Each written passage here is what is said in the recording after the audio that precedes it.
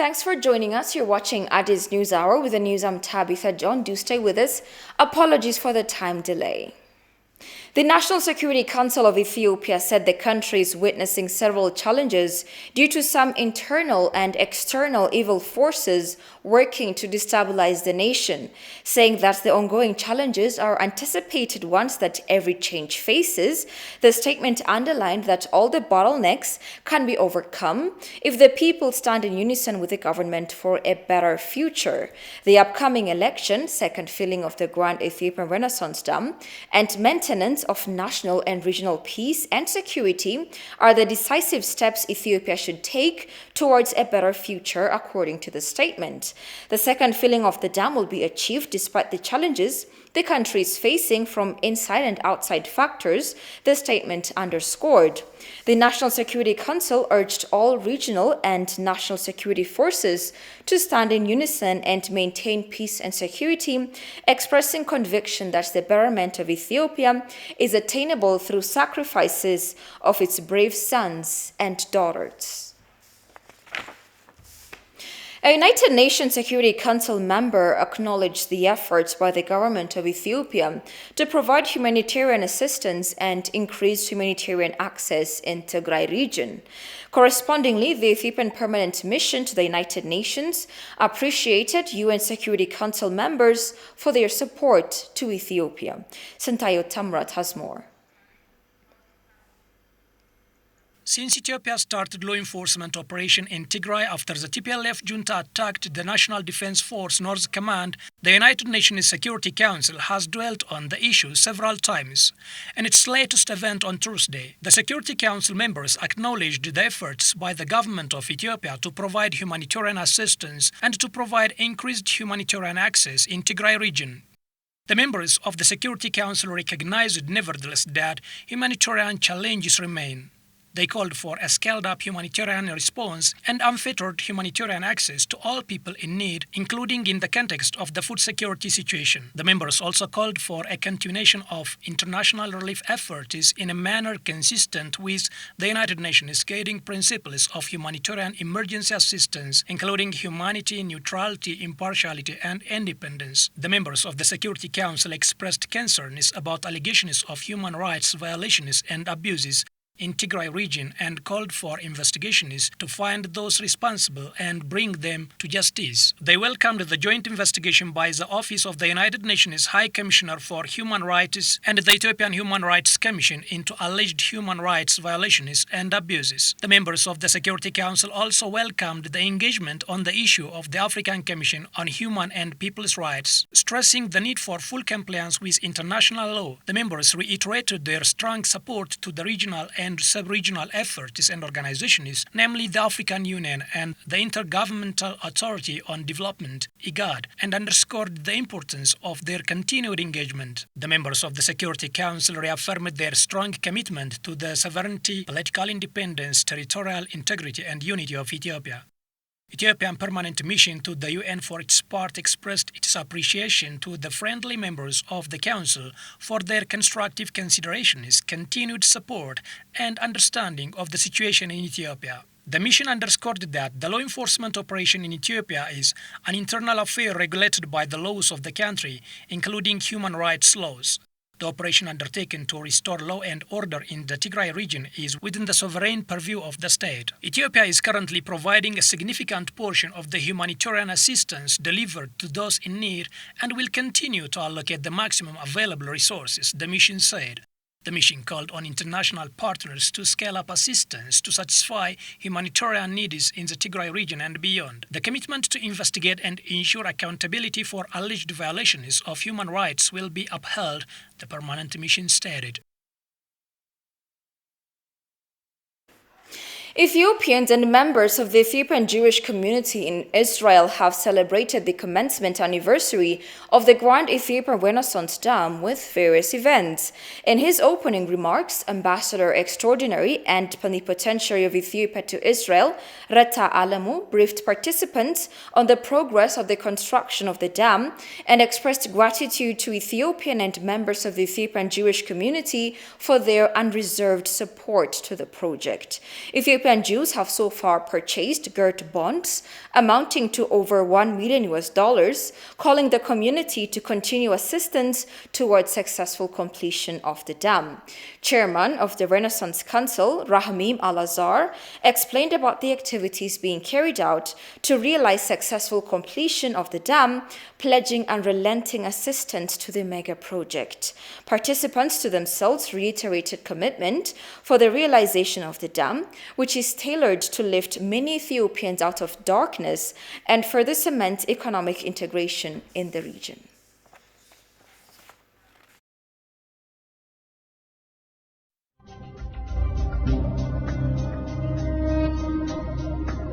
Ethiopia is the source of the Blue Nile and contributes over 85% of the Nile's stream flow. To this day, Egypt and Sudan are using 100% of the water, sticking to their 1959 colonial agreement between them. Not being signatories, Ethiopia and other upstream states do not recognize this agreement. Ethiopia is at the eve of completing the Great Renaissance Dam.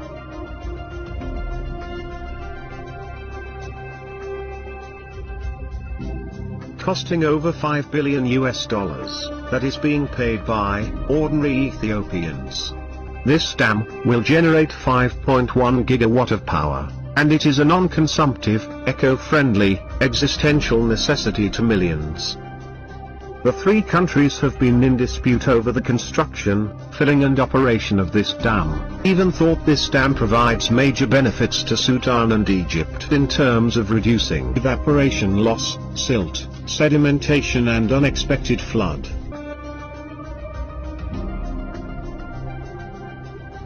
This dam is not just about generating power. It is a matter of survival for millions of Ethiopians who deserve a dignified life as their Egyptian counterparts.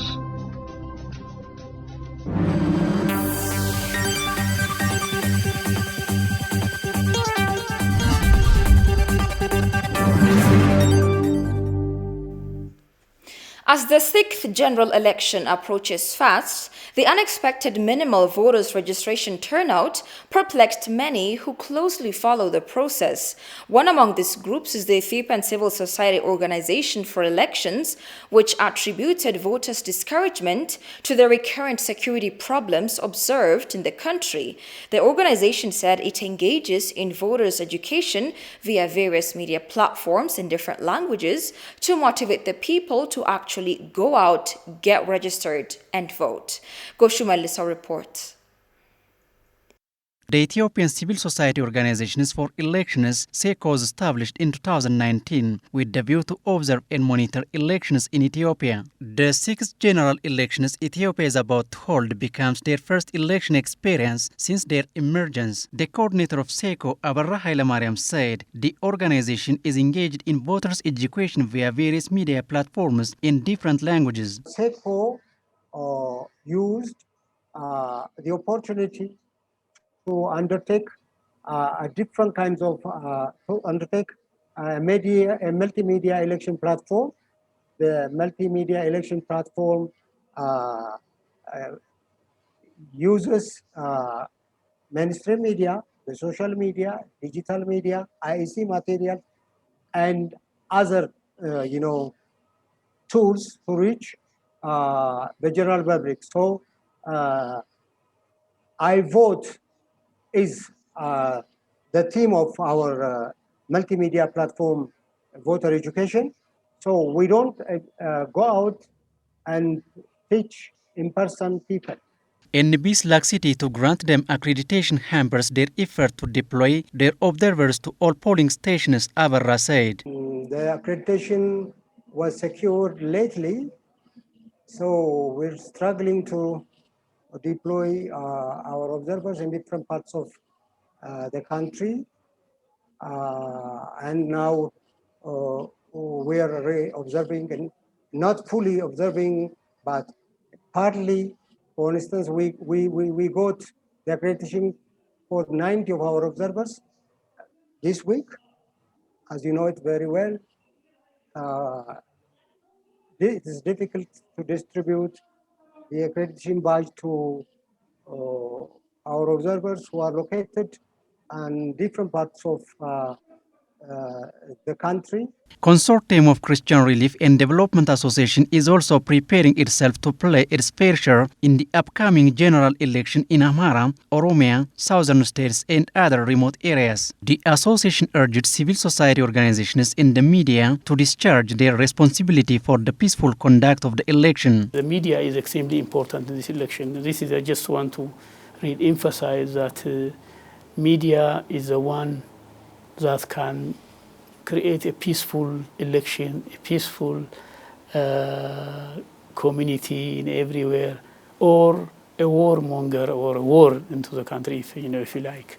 Any slight mistake or slight reporting, diverted reporting, can create a problem in the country. Concerning about the low turnout of voters' registration, Avarra attributed the problem to people's insecurity. The turnout of the people to get registered, the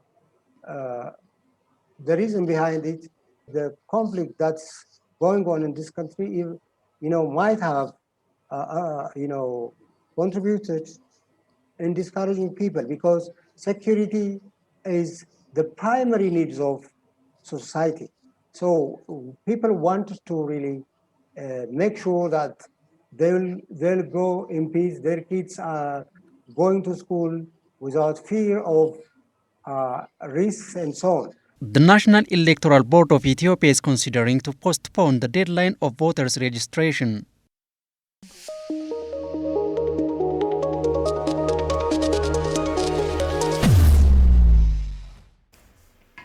A political science researcher and international relations expert at the Dire Dawa University, Surafil Getahun, slams Egypt and Sudan for their frequent interruptions of the GERD talks. In an exclusive interview with ETV English, Surafil said the three countries have no other option but to stick to AU-led negotiations, respecting the notion of African solutions for African problems.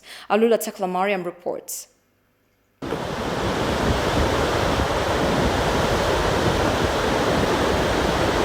Ethiopia is erecting Africa's biggest hydropower dam for its quest to a substantial economic improvement by providing ample electric power to the more than 100 million people it inhabits. But Egypt fears the dam will imperil its supplies of Nile water, while Sudan is concerned about the dam's safety and water flows through its own dams and water stations. Consequently, trilateral talks over the GERD have been interrupted as the downstream countries fail to accept Ethiopia's natural and legal rights to use its natural resources. In an exclusive interview with ETV, a political science researcher and international relations expert at the Dire Dawa University, Surafil Getahun, blamed Egypt and Sudan for the frequent interruption of the GERD negotiations.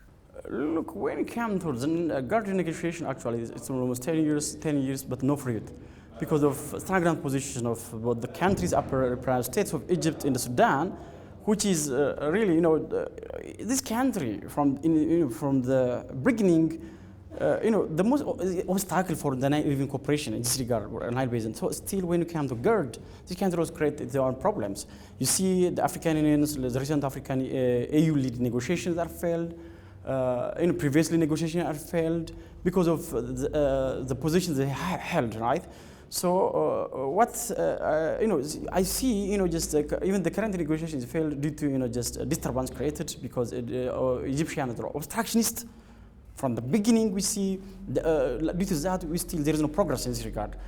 Surafil further expressed the need for more investment in the public diplomacy sector to share Ethiopia's positive intention for equitable utilization of the Nile water. I suggest government, just to strengthen its relation with the foreign countries, especially by creating awareness about the dam, the importance of the dam, how really important the dam is important not for Ethiopia but the entire region, especially in terms of just achieving, elevating sustainable development challenge, energy issue, energy securitization, which is important need, by the way. In this regard, why Ethiopia needs this dam?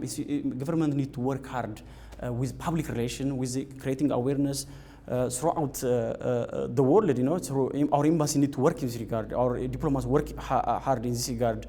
because that is one way we can win Egypt, because it's an international campaign, the smearing campaign of the name of Ethiopia internationally. So Ethiopia is always committed for international peace and security. Ethiopia is always obeys the international law. But what the government, the Egyptian government do is, they are smearing the name of Ethiopia through international environment. This is what governments need to commit in this regard, by creating awareness, at the same time by working public diplomacy with different countries. That is the target of the government, The political expert calls on Ethiopian scholars and the public in general to contribute share in maintaining the country's national interest. The general public need to be, united, united in this regard. People need to be united for common joint interest. It's a national interest. Nile is not, GERD is not belong to some political party group or some ethnic group. It is a whole Ethiopian interest. The money that collected from the whole Ethiopian without considering ethnicity or religious differences. So in all Ethiopians without any difference, they have to be united for joint interest. At the same time, scholars need to work hard, especially, scholars, those who engage in different researches, those scholars who are really working abroad in different international organizations, institutions, and UN, and other. They need to create awareness, by the way, in this regard. They are also diplomats of Ethiopia. Ethiopia is determined to execute the second filling of the dam this rainy season, deal or no deal.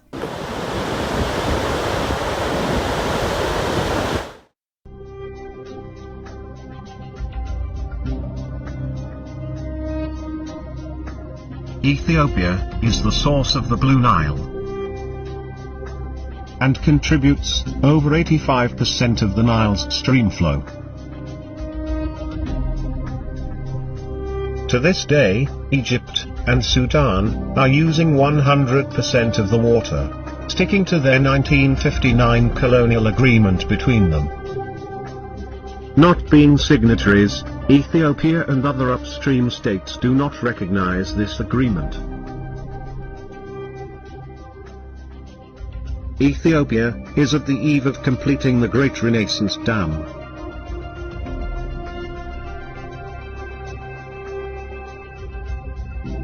Costing over $5 billion that is being paid by ordinary Ethiopians. This dam will generate 5.1 gigawatt of power, and it is a non-consumptive, eco-friendly, existential necessity to millions.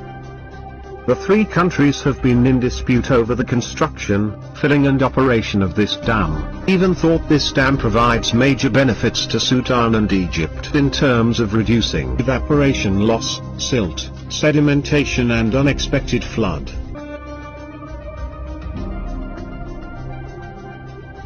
This dam is not just about generating power. It is a matter of survival for millions of Ethiopians who deserve a dignified life as their Egyptian counterparts. And that's all we had for now. I'm Tabitha Germany. Thanks for watching. Good night.